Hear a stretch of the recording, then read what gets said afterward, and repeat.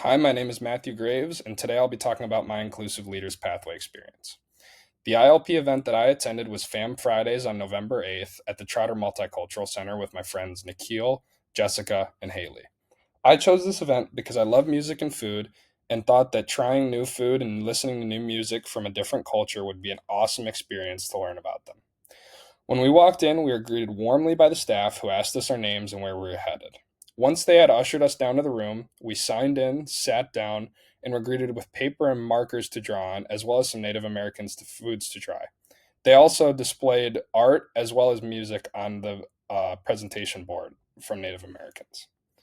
When reflecting on my experience, one of the things that really stood out to me about the event was that the amount of care for people in the room that the others showed. To start the event, the staff asked us to share one good thing that we liked about Fridays. I said that I loved that the weekend was coming up, and I was very excited to be done with all of my exams after completing my BA exam that morning. All of the members of our table agreed, as most of them were Ross students and had also gone through the same thing. After that discussion, the event staff asked us to share one good thing that had happened in our life recently. After each person shared, everybody clapped and gave a light cheer.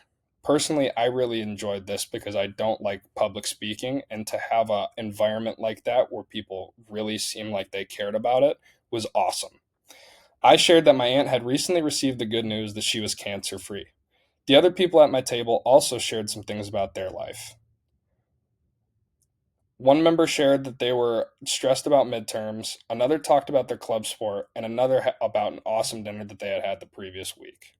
This helped me to realize the importance of being able to share what's going on in life, whether it be good and bad, with those around me.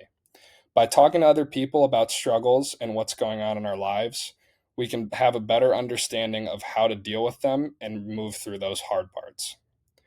Before attending FAM Fridays, I saw it as completing an assignment. But after going, I realized it was much more than that.